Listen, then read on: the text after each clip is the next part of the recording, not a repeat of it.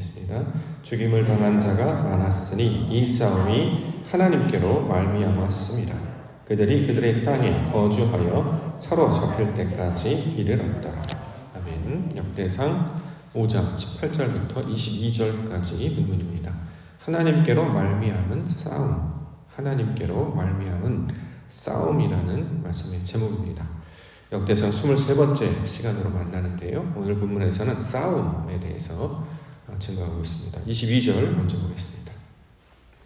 22절에 죽임을 당한 자가 많았으니 이 싸움이 하나님께로 말미암았습니다. 그들이 그들의 땅에 거주하여 사로잡힐 때까지 이르렀더라. 자, 싸움인데요. 하나님께로 말미암은 싸움을 가리키고 있는 말입니다. 우리가 이 이야기를 이 역사를 통해서 만납니다. 성경을 역사서 또는 시가서, 선지서 다양한 장르의 책들로 만납니다. 근데 그 목적은 하나님의 의도와 뜻을 나타내기 위한 하나의 수단이 되는 것이죠. 역사적 사건을 우리에게 가르쳐주는 것은 그 역사적 사건의 진실이 어떤 것인지를 정확하게 전달하여서 그 역사를 그대로 머릿속에 기억하는 것으로만 남는 것이 아니라 그 사건들을 통해서 전달하시고자 하는 메시지가 있다라는 거예요. 자, 그것들을 가르치시기 위해서 역사와 여러 가지 시가와 선지서를 통해서 설명하고 있습니다. 자, 그런 의미에서 본다고 하면 오늘 본문에 등장하는 싸움이라는 말, 전쟁이라고 말하기도 하고 전투라고 말하기도 하고 실제로 그런 일이 벌어졌다라는 거죠. 근데 그것을 통해서 하나님께서 우리에게 가르치시려는 의도가 있다라는 것입니다. 자, 그것도 우리가 깨닫고 나아가야 성경의 본래적인 의미를 이해할 수 있을 것입니다. 오늘 본문에서도 하나님께로 말미암은 싸움이다 이렇게 이야기를 해요. 하나님이 싸움을 시키시는 건가? 하나님께서 싸움하는 것을 방조하시는 건가? 지금도 여러 나라에서 전쟁과 싸움의 소식들이 들리는데요. 하나님이 왜 개입하지 않으십니까? 왜 이런 일을 그대로 방조하십니까? 라고 비판하는 세력들도 있죠. 자, 근데 하나님께서 성경을 통해서 말씀하시는 이 싸움의 의미가 무엇인지를 우리가 이해할 수 있어야 합니다. 성경에서 말하는 싸움은 결국 이 영적 싸움에 대한 의미를 우리에게 가르쳐 주시기 위한 내용으로 전달하고 있습니다. 어떤 뜻이냐?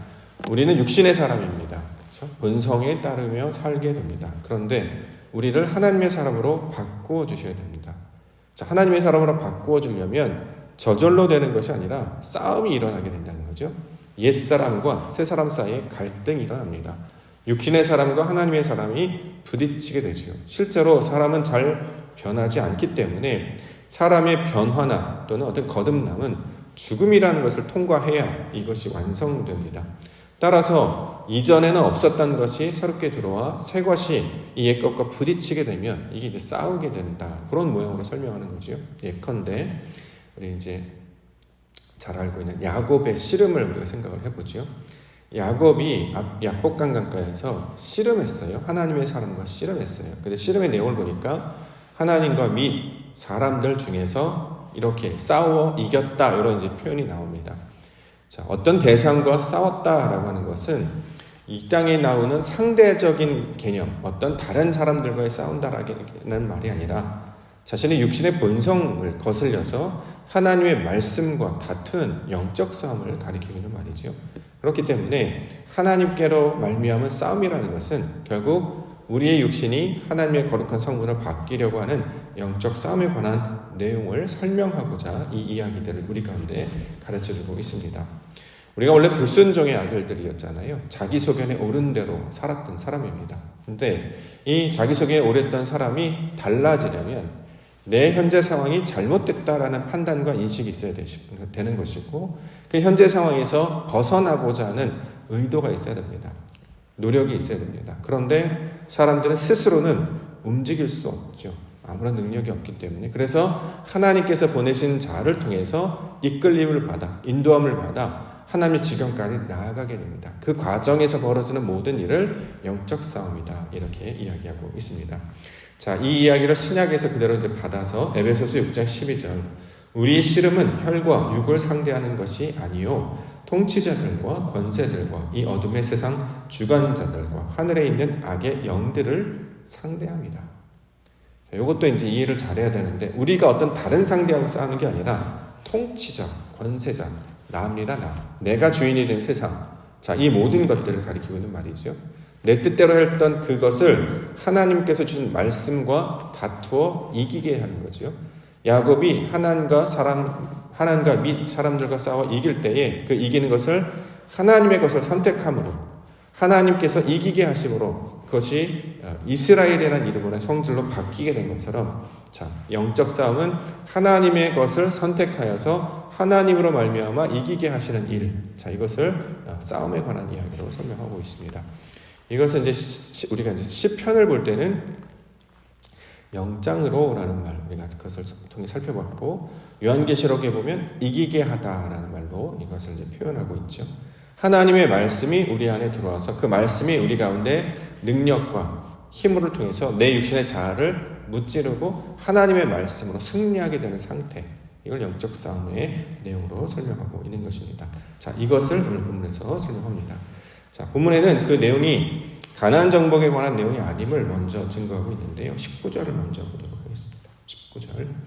그들이 하갈 사람과 여두르와 나비스와 노답과 싸우는 중에. 자, 18절에 보면 르우벤 자손, 갓 사람, 므낫세 반지파 용사들을 설명하고 있는데요. 원래 이제 가나안 땅 정복 당시에 한번 이름이 거론됐던 적이 있었죠. 근데 지금 상황은 가나안 땅을 정복하는 상태가 아니라 상대가 하갈 사람들이다, 이렇게 이야기합니다. 자, 이게 무슨 뜻이냐면 가나안 정복은 영적 싸움의 시작이라고 한다고 하면 이 하갈 사람과의 싸움은 뭐냐면 우리가 성장하고 성숙하는 과정을 설명하고 있는 말입니다. 이걸 영적 싸움으로 설명하고 있죠. 우리가 알지 못하는 것, 새로운 것들을 경험하게 될 때 그때 얻어지게 되는 그 갈등 또는 어떤 두려움, 염려 등이 있잖아요. 새 것을 받아들일 때, 새로운 것을 만날 때 두려움이 있습니다. 어떤 새로운 땅을 만나거나 새로운 사람을 만나거나 새로운 일을 하면 약간 그 낯설음이 있다는 거죠. 그래서 이걸 받아들이기까지는 시간이 어느 정도 좀 걸리게 됩니다.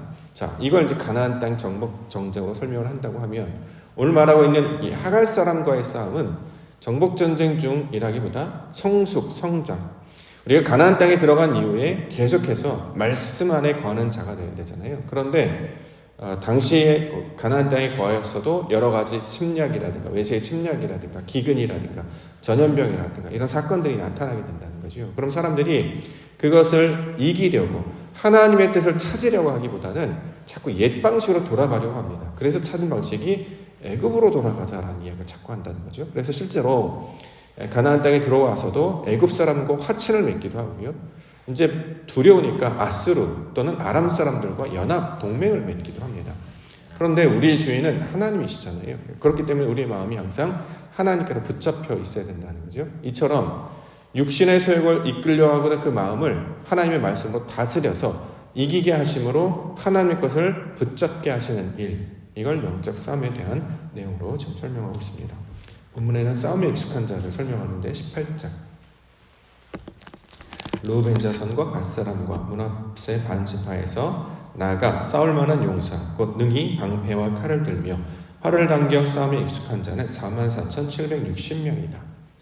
자, 싸울 만한 용사, 싸움에 익숙한 자, 이렇게 이야기합니다.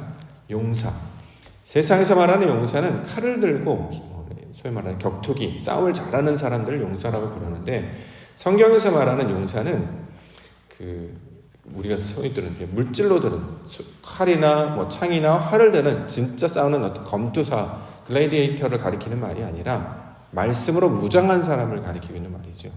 이걸 용사라고 부릅니다. 에베소서 6장 아까 읽었던 본문 그 다음에 공중권세 잡은 자들과의 싸움에 그 다음에 이제 우리가 잘 알고 있는 그 전신갑주를 취하라고 바로 이어서 나오는 이유가 거기에 있습니다. 에베소서 6장 13절부터 그러므로 하나님의 전신갑주를 취하라. 이는 악한 날에 너희가 능히 대적하고 모든 일을 행한 후에 서기 위함이라. 그런즉 서서 진리로 너희 허리 띠를 띠고 의의 호심경을 붙이고 평안의 복음이 준비한 것으로 신을 신고 모든 것 위에 믿음의 방패를 가지고 이로써 능히 악한 자의 모든 불화살을 소멸하고 구원의 투구와 성령의 검 곧 하나님의 말씀을 가지라. 자, 하나님의 말씀을 가진 자를 성경은 용사라고 이제 부르고 싸움에 익숙한 자다 이렇게 이야기하는 것입니다. 자, 우리는 말씀으로 이기는 자가 되어야 된다는 거죠. 그래서 이스라엘이라고 부르기도 하죠. 말씀으로 이긴다는 게 무슨 뜻이냐면 하나님의 것을 선택한다라는 뜻입니다. 하나님의 것을 예를 들어서 우리가 어떤 어려움이 있을 때 나사렛 예수 그리스도의 이름으로 이제 많이 기도도 합니다만, 사실 그것은 이제 주문처럼 외운다기보다는 그 어려운 지경 가운데 있을 때 하나님을 찾는 거예요. 아버지의 뜻이 어떤 것을 계속 찾으며 나아가는 것. 그래서 그의 방법대로, 그의 뜻대로 나아가게 되는 것이 실제로 영적 싸움의 목적이 된다는 거죠. 우리에게 말씀이 필요한 것은 말씀 그 자체를 주문처럼 외우는 것이 아니라 그 말씀을 우리 심령 가운데 새겨서 하나님의 뜻이 이루어지도록 하는 것. 그래서 하나님께서 이기게 하시도록 하는 것이 바로 그 목적이 되고 있습니다. 그래서 20절에 하나님께서 이기게 하셨다 이렇게 이야기하죠. 20절 도우심을 입었으므로 하갈 사람과 그들과 함께 있는 자들이 다 그들의 손에 패하였으니 이는 그들이 싸울 때에 하나님께 의뢰하고 부르짖음으로 하나님이 그들에게 응답하셨습니다. 자, 영적 전쟁에서 승리가 어떻게 일어나는지를 보여주고 있는데요. 싸울 때에 하나님께 의뢰하는 것이 이기는 거라는 거예요. 그렇죠? 하나님께 의뢰하는 게 이기는 거예요. 결과를 상대하고 싸워서 내가 이기는 게 아니라 내 것을 내려놓고 하나님을 붙잡는 게 원래 영적 싸움의 목적이 된다는 거죠. 우리를 이기게 하신다라고 하는 것은 상대와 싸워서 내가 이기는 것, 또는 이웃들과 싸워서 내가 이기는 것, 이방인과 싸워서 우리가 이기는 것, 이걸 말하는 게 아니라 상황이 벌어졌는데 이걸 어떻게 감당해야 되느냐, 내 방식으로 싸우지 아니하고 하나님의 방식을 붙들었을 때 그걸 너는 이겼다라고 지금 이야기하고 있는 것이죠. 그것에 부르짖을 때에 응답하셨다. 이게 이제 전쟁의 목적이 되고 있는 것이죠. 우리가 어떤 어려움이 있을 때에, 어떤 갈등이 있을 때, 문제를 하려고 할 때 가장 먼저 드는 생각이 어떤 것입니까? 내 의도잖아요, 내 의도. 내 아이디어가 탁 떠올라요. 내가 하고 싶은 욕망이 탁 떠오른단 말이죠. 근데 그런 방식에서 벗어나는 거예요. 그건 옛 방식이고, 하나님의 방식이 뭡니까? 말씀에 의지하고 하나님을 자꾸 붙잡는 연습을 해야 된단 말이죠.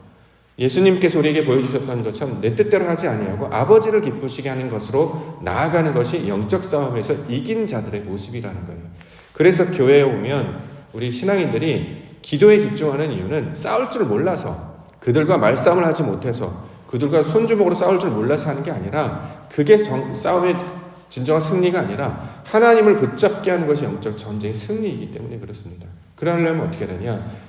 20절 초반절에 도우심을 입다라는 표현이 나와요. 도우심을 입다. 아자르, 에제르 이렇게 이제 부르기도 하죠. 우리가 하나님의 도우심을 입는 거예요. 그럼 어떻게 선택합니까? 그럼 기도하게 된다는 거예요. 도우심을 입지 않으면 하나님께서 우리를 인도해 주시지 않으면 우리는 항상 내가 다 상대하려고 들어요. 그럼 어떻게 되냐? 이긴 것 같아 보여도 지는 것입니다. 놀랍게도 이 땅에서 승리하는 건 승리가 아니고요. 예를 들어 1대 0이라고 해요. 승자가 있고 패자가 있죠. 누가 승자고 누가 패자입니까? 요즘에 이제 스포츠도 많이 달라져서 숫자적으로 질지라도 열심히 하고 최선을 다한 사람에게 우리 박수를 쳐주고요.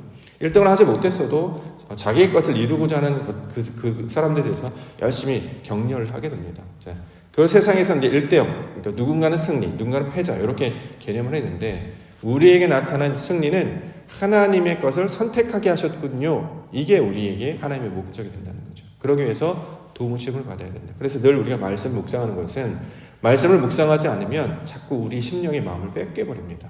내 기질에, 내 본성에 마음을 자꾸 빼앗겨버려요. 그렇지 않게 해서 하나님께서 내게 이런 말씀 주셨지, 말씀에 이런 일들이 나오지, 말씀 붙잡으라고 하셨지, 이걸 늘 묵상하고 마음에 새겨놔야 어려운 일이 있을 때 거기에 미혹되지 않고 하나님을 찾게 된다라는 것입니다.